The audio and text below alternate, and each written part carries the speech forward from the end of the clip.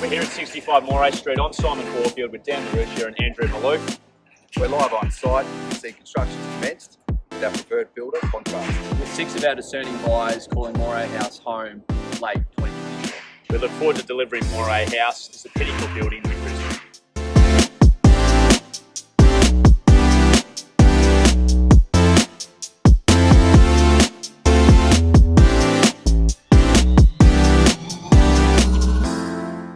Pretty exciting. We're sitting at what is arguably one of the most luxurious apartment developments in Brisbane.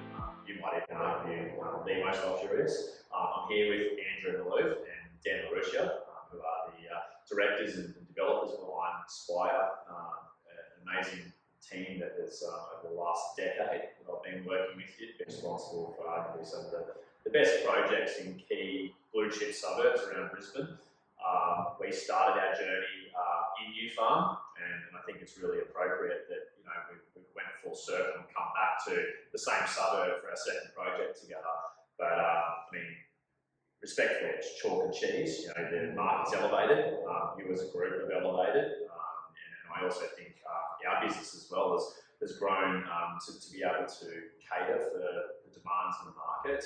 I think just a quick little start on what does Moray House, Andrew, mean to you as a development, particularly for Spyre Group as a development company in Brisbane?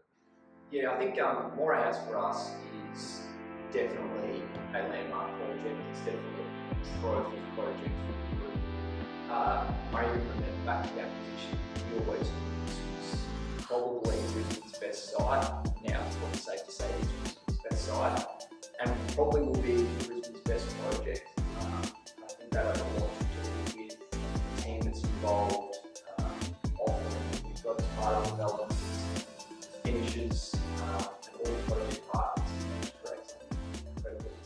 It is really special. And Dan, I mean, if we go back to the inception of before Moray House was a reality, it was an existing block of units.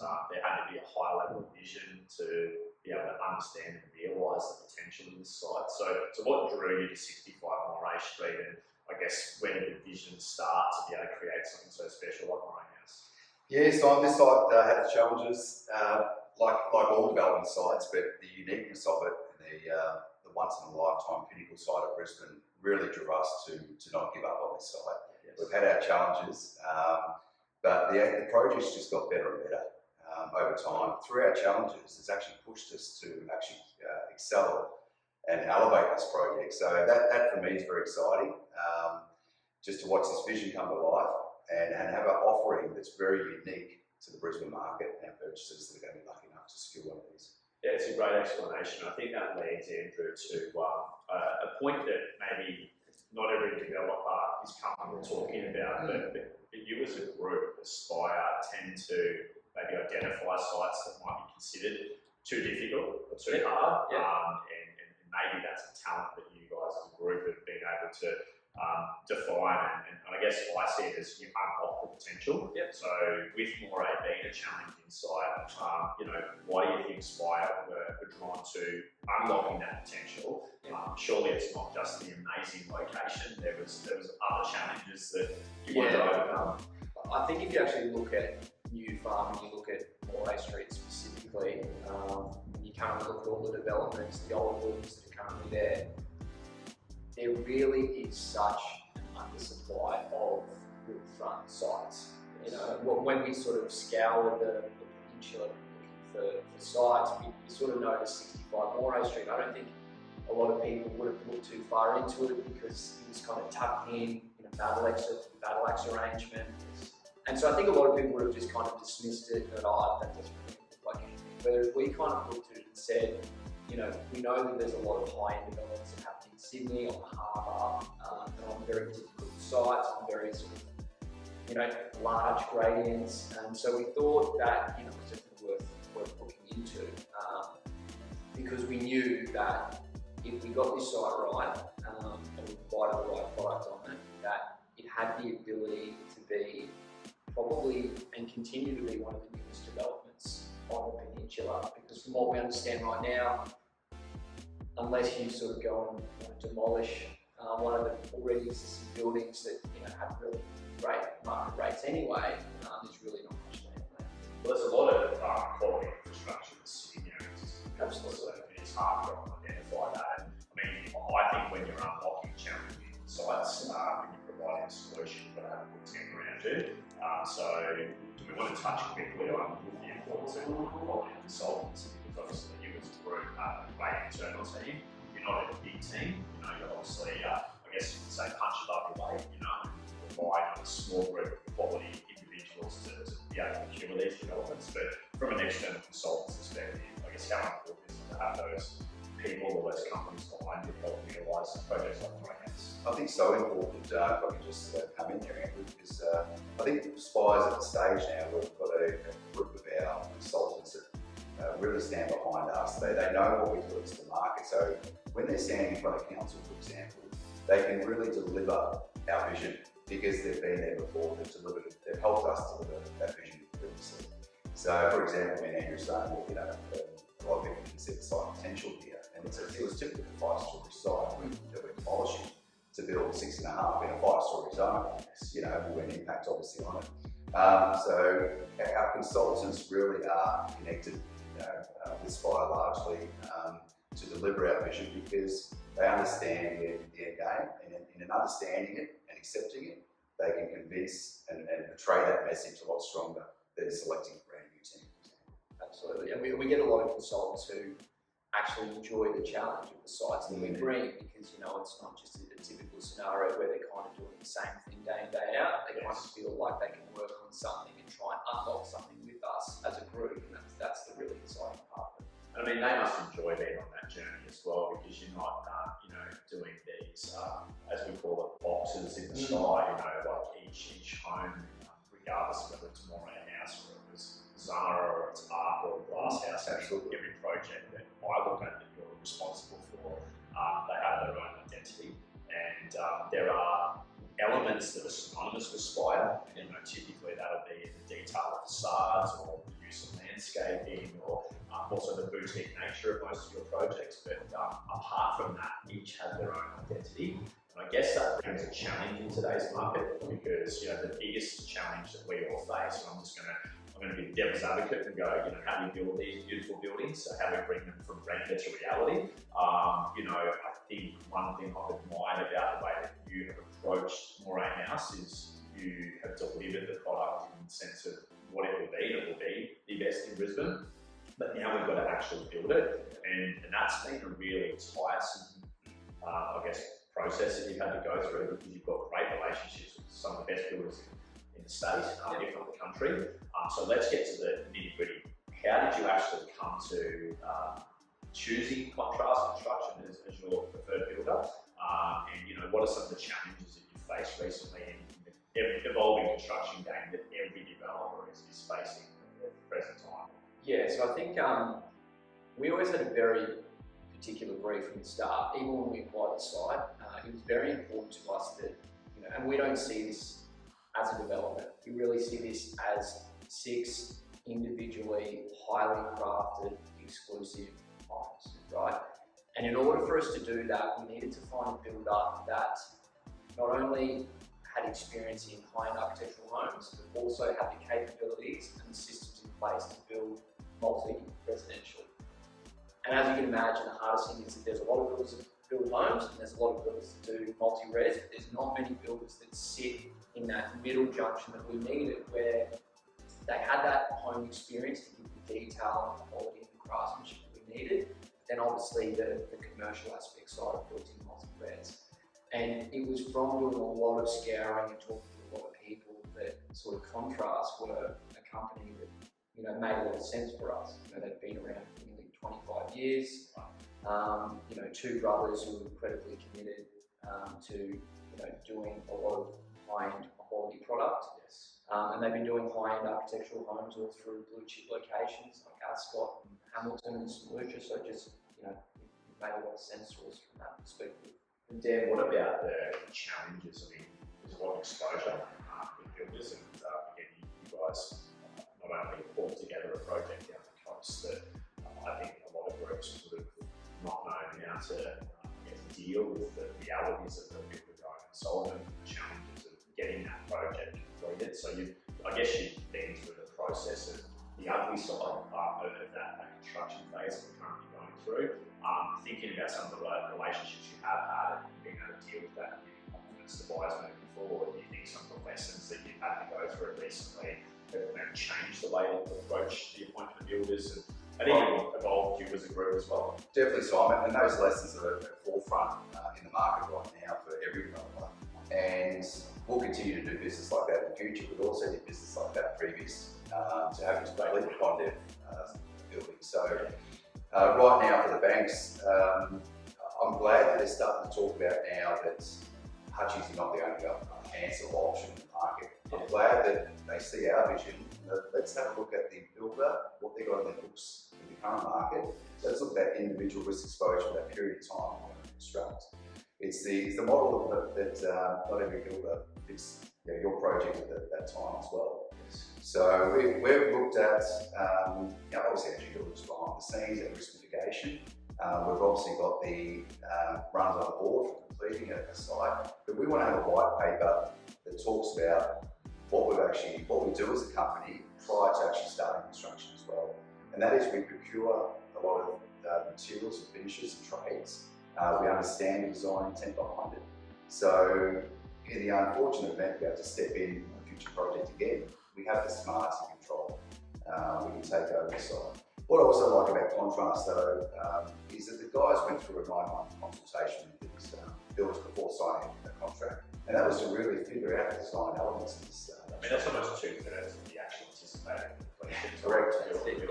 And it was countless hours of just figuring out how do we even demolish this building. And this building's demolition is actually creating a piling platform to actually build the retention. So I think what I really liked about the two brothers is one comes from a trades background. He's come from multiple trade experience on ground. So he's at the coalface, right? He's at the coalface. The other one has got more that scientific analytical mind, figures, QS, figuring things out, engineering sort of take on construction. I think the two minds really work well together. They love the challenge of the site because let's face it, we're on the river. We're at a steep site with a battle axe. We've got rock. It's a trifecta of challenges. Than anything I've ever seen.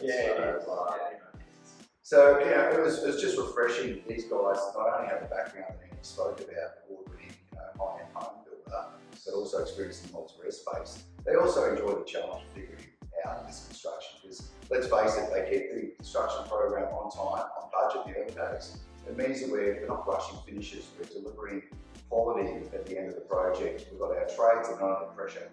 And that means a lot to us because our buyers are going to walk in and they're not going to accept, second-rate finishes. Well, I mean, let's move to the success that you've had.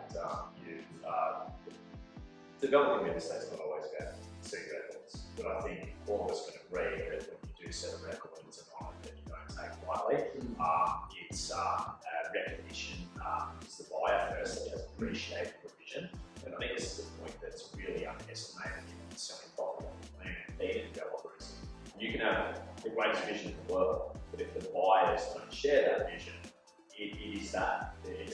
So bringing it from vision to reality is getting people to understand why the prices sit in the way they are, and building and curating these beautiful spaces like the Moray house experience that you've completed. And so the records that you've set, both with the penthouse sale and also the most recent sale that we've made in the building Residence 4, I think if you even focus on those collective buyers, they're here because they've got confidence behind your track record. They're here because they've got confidence behind you, the product that you tend to build. But I think the builder has really tied that message in. And so I think fundamentally one thing I think it's important for me to acknowledge on your behalf is as your agent, representing these conversations on a daily basis, people who feel the same age and like the fact that Spyre, the thinking outside the box and then mitigating risk, because when they're putting attempts to deposit down, and we're talking on average, our deposits now for these probably 7 digits. They're effectively $1 million deposits that are sitting in a trust account,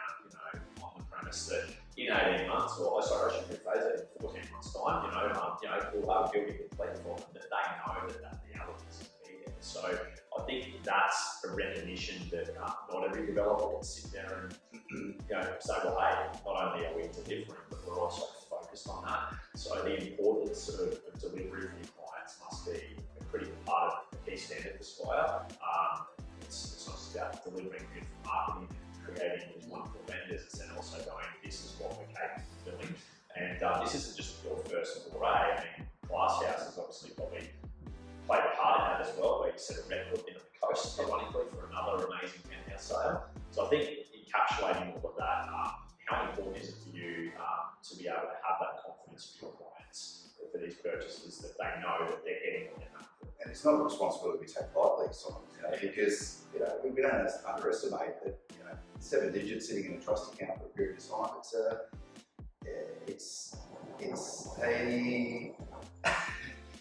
Big responsibility. It's a big responsibility to take. Yeah, we're now acknowledging that what we're saying we're going to deliver on, and it's something that we've got not take lightly. The clock's now ticking. So. And respectfully, how many developers, Andy, do you think really are focused on that legacy component versus the profit component? When construction prices are tightening up, it's very, I hate this term, but it's easy to value manage. I think that's something that every developer has to do. There's probably got to be a line in the sand where you value manage and not compromise. I think we're probably, and you've probably seen it with the interior ones we do, we really put a lot of line when we go to contracts. We make it very evident, who the suppliers are going to be, what the products are going to be. We'll give a full-fledged interior booklet of every single room, showing all the elevations. So there's nothing that we can hide behind. I do think there's a lot of good developers out there that are starting to understand that you can't simply just write imported stone and get away with it, because in this market the buyers are so discerning and they want to know exactly what they're getting. And I think there's 2 types of developers at the moment. There's what I call the need developers and the want developers. So the need developers are the ones who are providing product that people really need. They need to have homes, they need that sort of supply. Then there's the want developers, which I believe that we're catering to.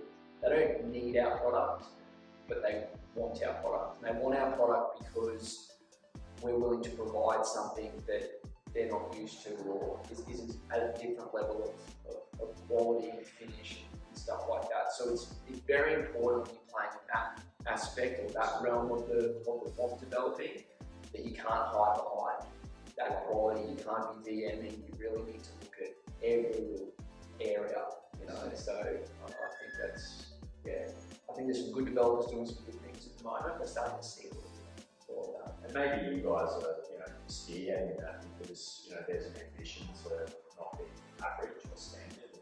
What says we are also conscious in these challenging times that not everyone's out there looking at Moray House products. Some people are purely focused on, making ends meet, and that is the reality of life at the moment.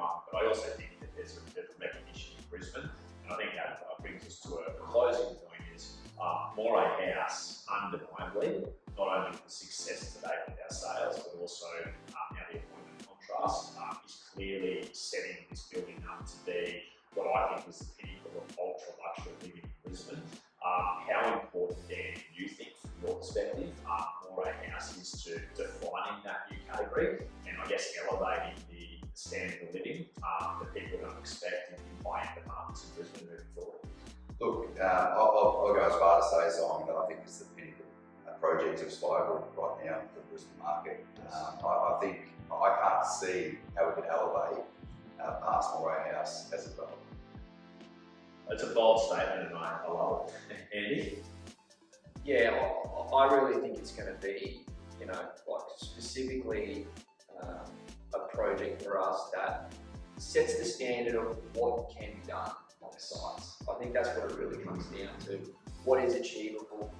Because I think a lot of people look at that site, like I said previously, and just too hard, driveway's too tight, how do we build on this? I think that's been probably the most common question we fielded, is people saying, I don't know how you can build this thing.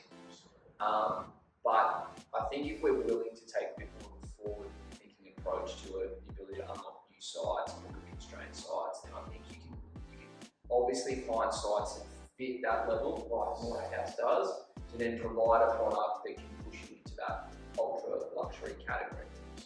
So, And guys, I think, from my perspective, not only is the Moray House agent, but also having the ability to represent some beautiful real estate around Brisbane.